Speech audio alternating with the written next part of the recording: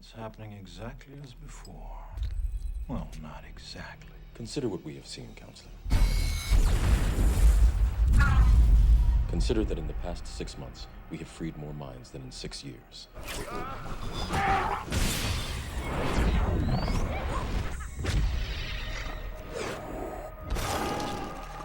Some of you believe as I believe. I don't want to hear that shit. Some of you do not. You still Only human. It's not to be on that ship and seeing Neo do the things he can do. I wish I knew what I'm supposed to do. You see, he set me free. I have a son, Jacob, aboard the Gnosis. Please watch over him. I'll try. Prophecy will be fulfilled soon, but before it can be, the Oracle must be consulted. I don't care about oracles or prophecies or messiahs. You saved me. You save yourself. I care about one thing. Morpheus believes we will win this war.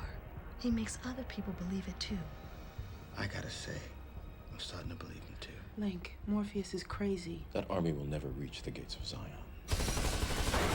I hope you're right, Captain. I do not believe it to be a matter of hope, Counselor. It is simply a matter of time. Retreat to your exits. Agents are coming. How are you, fellas?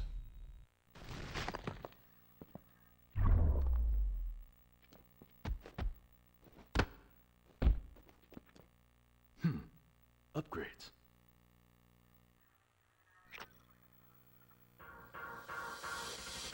Hello!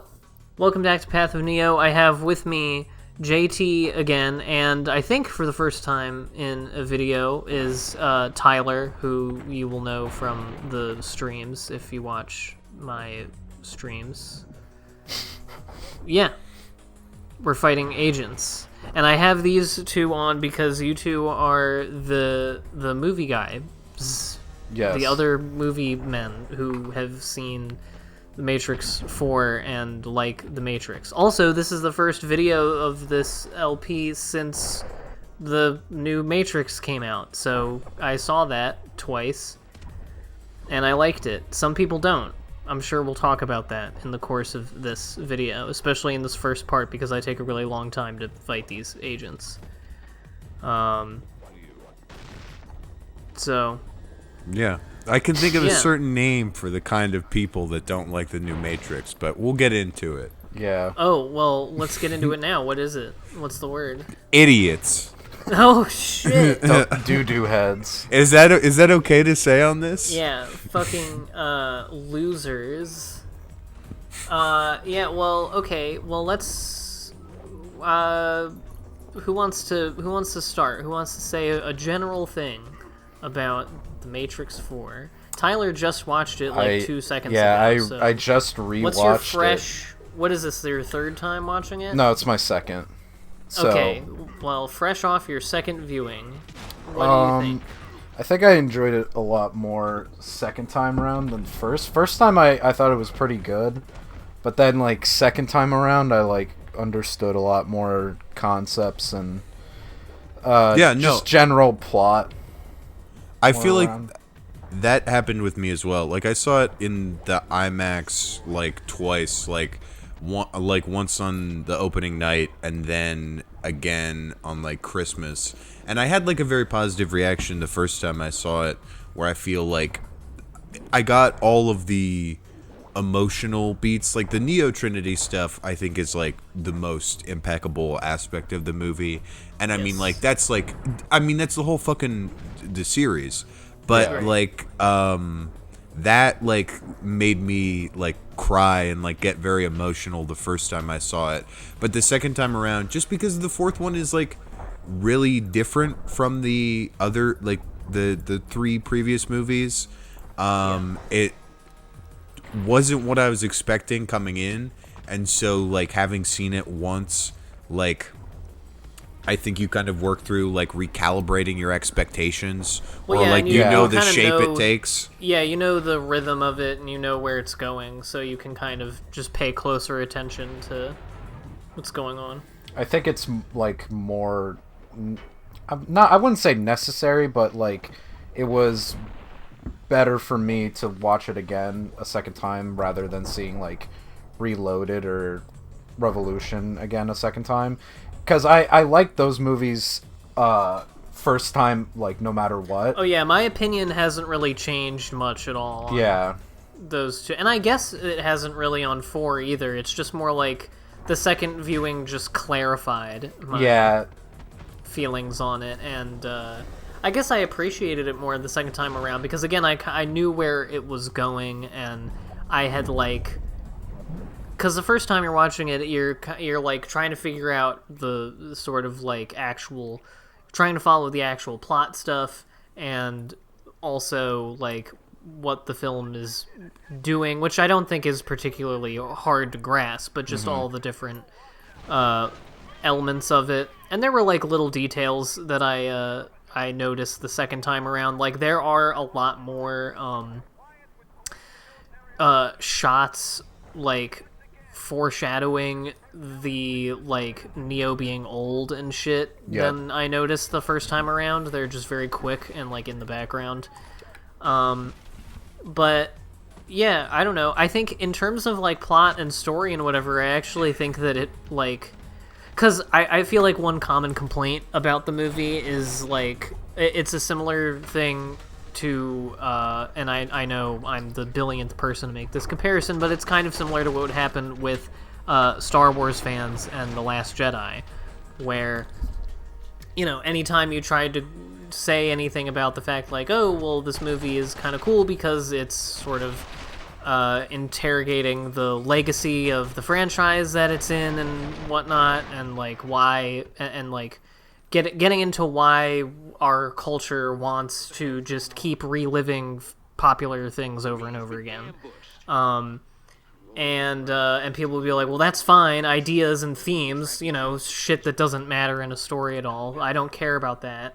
You know, it's not good as a movie, or it's not a good Star Wars movie. And I've seen people make a similar thing with Matrix 4, where they're like, okay, blah, blah, blah, you know, Lana's reclaiming the franchise, which is already, like, cool and interesting and important on its own, but and like commenting on, you know, sequel culture and whatever, but and like reboot stuff, but you know, it's not a good Matrix movie. The story sucks, blah blah blah. And I really don't know how you can say that, because I feel like the plot and character stuff all tracks perfectly well with the first 3 movies, like, in terms of, like, the rebooting of the Matrix and why it looks different and everything. I think they make a pretty explicit and plausible, like, in-movie case for, like, why all the shit is the way it is. For me, I think one thing I latched onto, like, about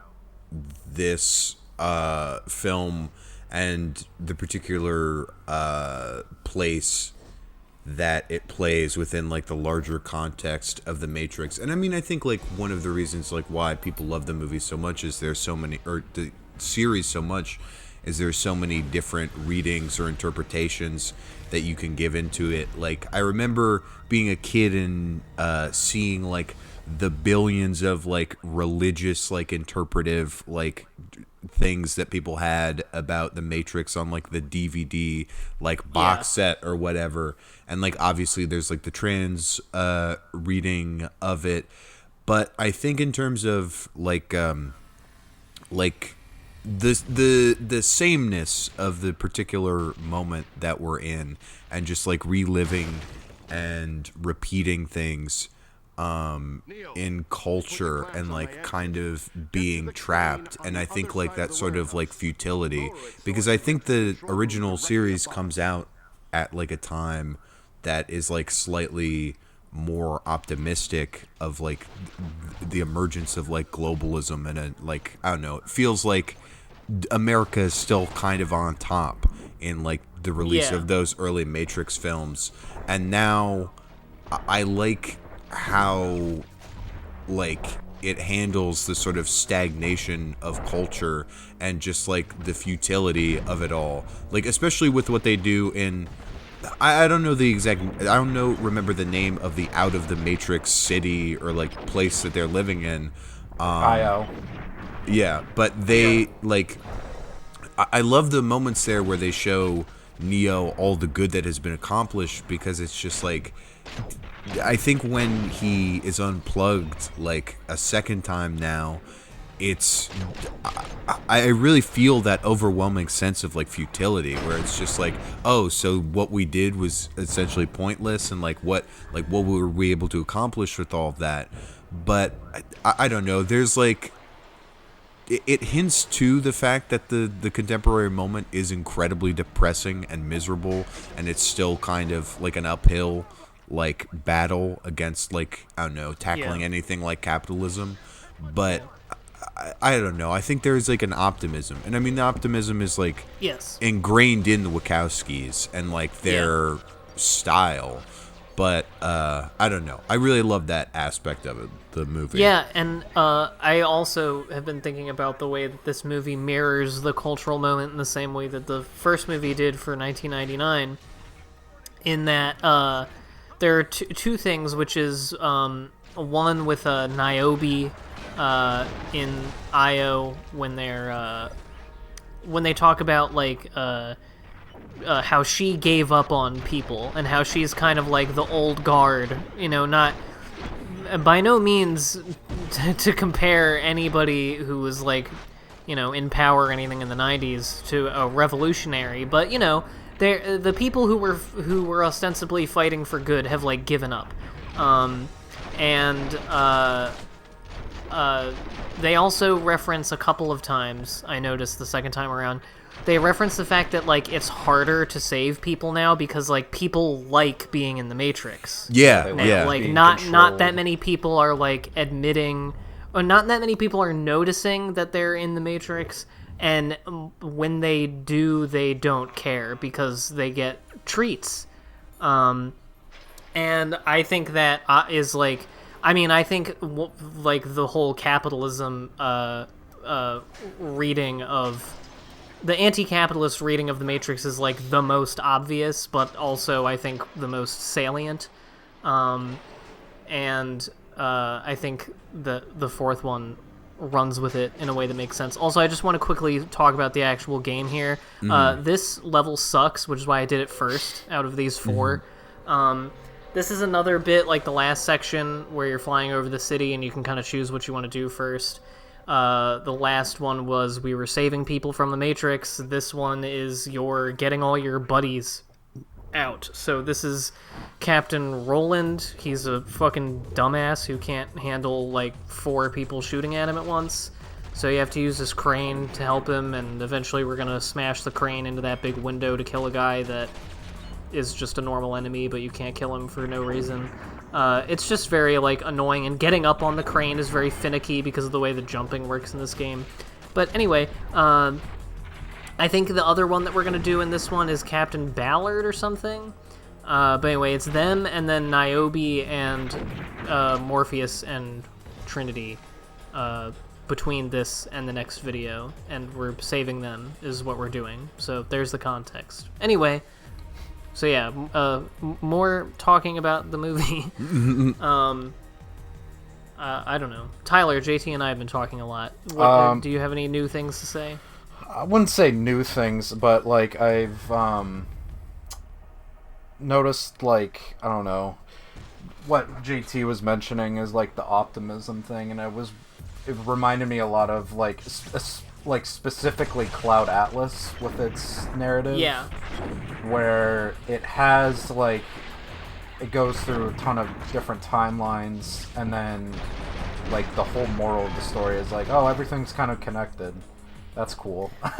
Yeah. And Matrix 4 is like, I wouldn't say the same thing like that, but it's like, you know, oh, there's this kind of like weird Matrix now, but you know what? Hey, love is cool, and you're like, oh, sweet. Well, yeah, the through line of human connection is what beats the Matrix. Oh yeah, is still there. It's just like nice, and like it's like a nice. It is thing a very of, nice movie. It's just like having a nice thing of soup. You're like, oh, this is nice and comforting. But there's also like this weird undertone to it where you're like, oh, okay.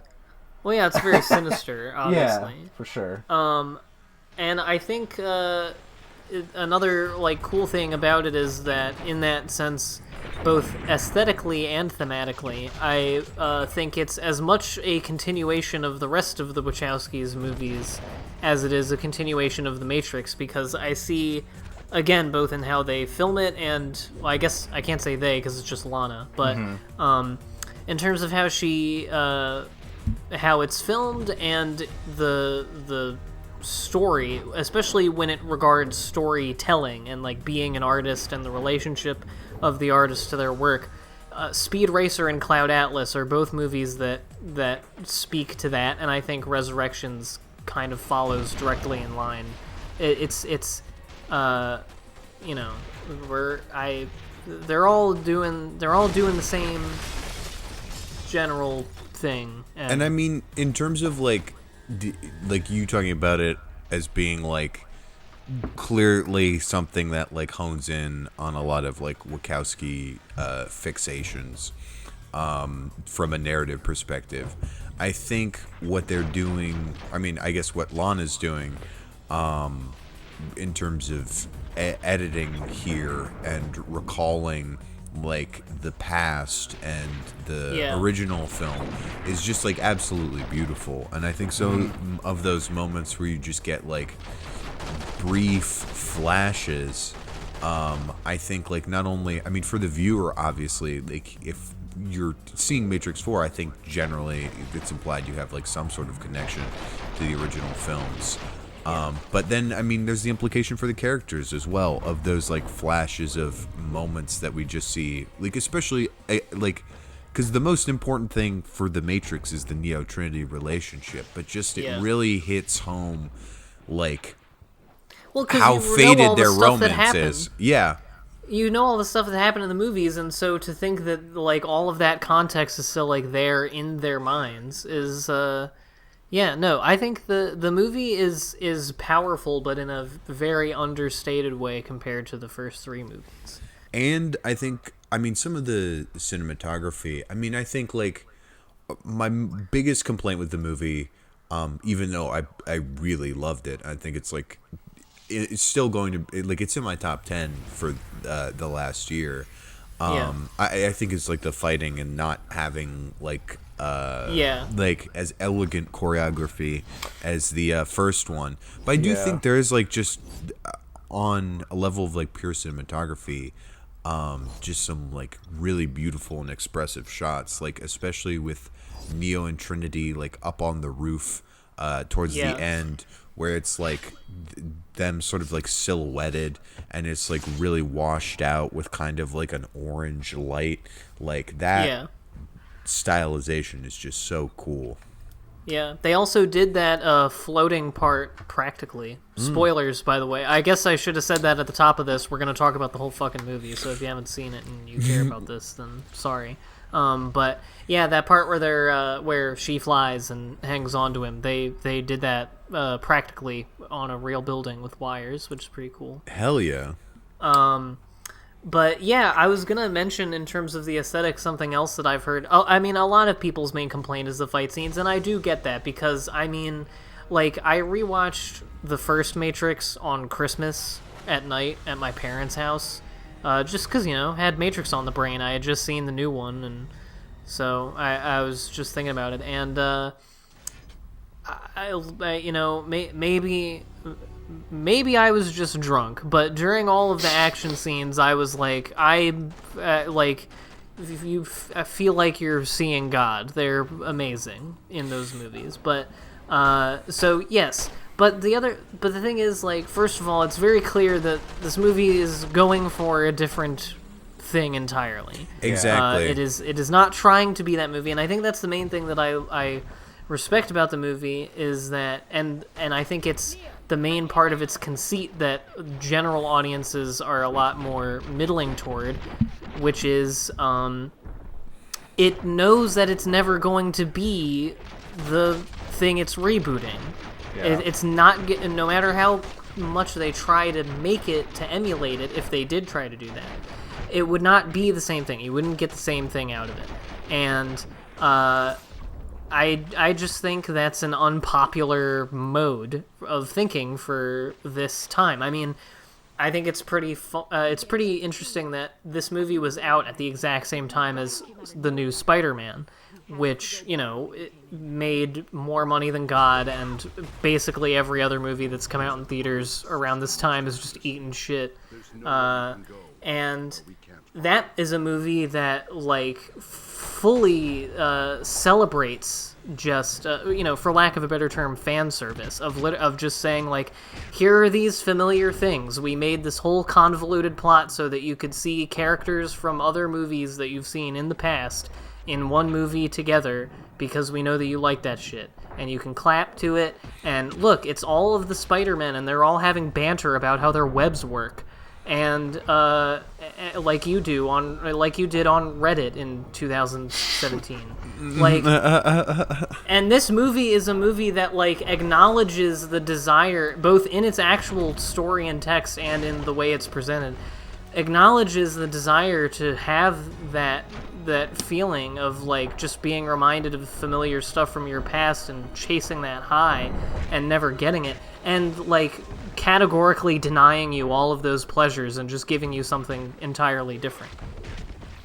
So yeah, it does not surprise me that did not win over everybody. I think also, like, the Resurrections sets up the viewer to be like, hey, this is not gonna be like all, like, the three other movies. It's going to be more of, like, it's a love story. Well, it's a love story, and also, like, just of, like, what's going through Neo's mind the whole time, and just kind of, like, dissecting that and going further with, like, the lore and whatnot.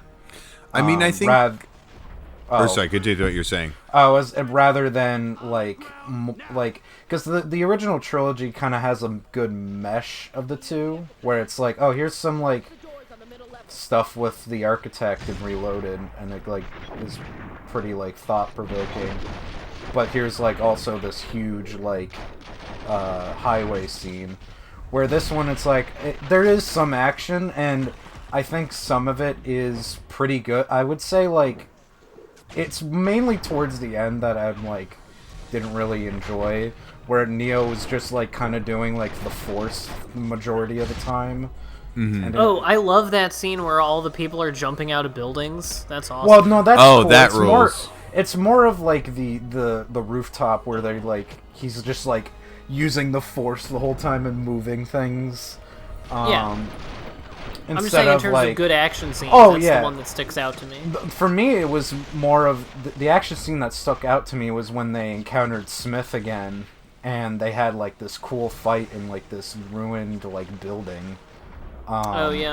Which I thought had, like, some of the best cinematography in it. And I think that one in particular is just, like, a great example of the action. But anyway, I think, like, Lana, like you mentioned, was trying to not do The Matrix again, and she, like, has mentioned that, like, she didn't really want to make 4, but then, like, things happened in her life to where she wanted to do it. Yeah. And they were even, like, she even, like, you know, poked fun at, like, Warner Brothers for doing The Matrix without her. Yeah. Oh, I mean, there's that whole section where him being made to reboot the game is basically the process of her being made to reboot The Matrix, where it's all of these suits trying to, you know, find the perfect buzz phrase to describe why people liked The Matrix. Yeah. And or I was gonna say, like, more of, like, the whole thing where, like, Smith is saying, like, oh, Warner Brothers is gonna do this with or without you, which... Well, yeah, because that was the actual situation of the movie. Yeah. Yeah. And she was like, okay, fine, then I'm going to take $200 million and I'm going to make a movie about how all the fans can suck me and how this is a movie about Neo and Trinity. Yeah. I think it's just, like, I mean, the reality that Neo awakens from, the fake reality in the Matrix that Neo awakens from, I think is just, like, more profoundly, like unsettling than the original for sure, world. yeah. Like, Yeah, cause the it's original like, Matrix is fucking cool. because it's just like, well, it's like You get Neo, to be in 1999. yeah, The year rocked. Neo's The like Matrix a came out. 90s hacker in that, and he's just chilling and doing his own thing. And like, obviously, like there's like a little bit of like him searching for something that like, Yeah, you have malaise, but yeah, fucking- that gets him out of it. But here it's just like Ugh, I have to no work in a one, cubicle. no one is coming for him. Like, he has to do it himself. He is like just I don't know. I think he has this like intense memory that just feels so real to him, but everything around him is telling him that it's not true. And I think to be like emerging from that reality and being like, oh, this thing that I thought that was a game was real, I think is just more more like unsettling, and just like Right. I don't know, bears more to me in just being like like miserable. And I mean, I think that's why like the optimism that the Wachowski films have just shines through, because they like get pretty bleak and they show how terrible things are, but then there's just like the purity of the bond and like connection that Neo and Trinity share just like overrides it all. And just like I don't know, being able to see them reunite, I think I don't know, it's just so hopeful in the face of all of the misery they present around you. That part where toward the end where they both get, I think it's after they hold hands and go boom, and they are unplugged and they are like sitting in the chairs across from each other, and they look over and like, and I do not mean this as a slight on either Keanu Reeves or Carrie-Anne Moss, who are both smoke shows, but they look like really old in that scene. Like they look very like tired. They got short hair. You can really see like the wrinkles in their face, especially because we've been seeing like clips of their 30-year-old faces from the first movie throughout the fourth one.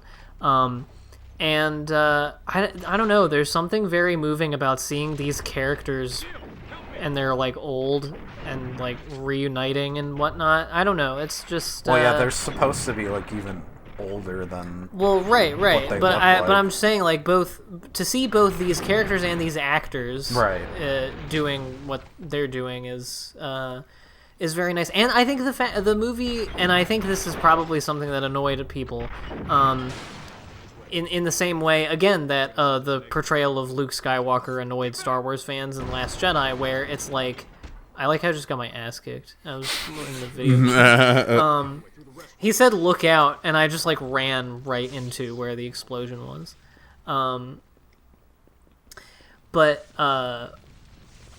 like the movie actually like reckons with them being old. Like they don't do a bunch of crazy fucking shit like in the first three movies. They like when Neo tries to fly. It's I don't know. It's like there's a very prominent thing of, like Lana is, I don't know, I just think she's realistic about this fucking franchise shit, where it's like it can't be the same thing forever. It can't be 1999 forever, unfortunately. Yeah. I think what was also very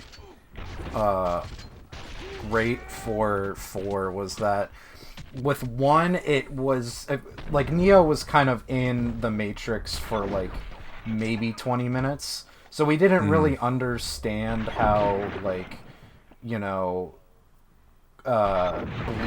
the Matrix. I mean, we did from like him like realizing, oh, this is like a shitty world, where in 4 it's like a whole hour of him like having these like mental breakdowns and like not really understanding what's real and what isn't, and going through the same cycle of going to work every day as a game designer and hearing like people interpret his work in probably completely different ways than he intended is way more impactful, I think, compared to like how the original Matrix did it. And I Doesn't think it suck that you have to go to work? Well, yeah. Hey, going to as sucky as having a cubicle job in 1999 was, it was only winning a Game of the Year award that made him want to jump off a fucking building. Oh, for sure, yeah. And like how like the Fortnite game director is like, yeah, we're getting swatted, and he's like, okay, well, I'm just gonna deal with this shit. So fuck you. I found that was really funny, is that like the whole like game award thing was tied to I it. like all that stuff. And like and like Jeff Keighley was like, oh yeah, this was such an honor, and it's like, yeah, do you know what happens like 3 seconds after he gets that reward, dude? Like, fucking like Schweitz wants to jump off like the building and tries to kill himself immediately. How everyone in that world sucks ass. Everyone that's clapping for him is a program that like is ruining his life. And I mean, I don't know. I just think the whole thing takes on that significance when you remember that like this is a sequel to a franchise by a trans woman that has been like co-opted by people who would like to see her dead, basically. And I feel like 20 years of that would probably make you be like, yeah, pissed off. Yeah, fuck everybody else in the audience. Like, this is mine. The Matrix is for me. I don't know. It's just, well, I guess I can understand how the movie could be disappointing or underwhelming to people, especially if they're expecting something like the first 3 Matrix movies, but it's hard for me to not appreciate it because it's just rare that you get a movie with that kind of budget, a franchise movie with that kind of budget that is made, first of all, that looks good, that doesn't have the fucking color palette of a parking garage like every other big blockbuster comes out now. And also is like made by a person with a singular voice and idea. Not to mention one as, like very outwardly and explicitly subversive to blockbuster stuff as this one. I mean, we haven't even gotten into like the new like Matrix characters that exist in this, and I think like what I really love, because I think it plays particularly more obvious the meta commentary, certainly in the Matrix world. Like, that is like where it is most like transparent, because they're like fucking talking about the Matrix as like a franchise.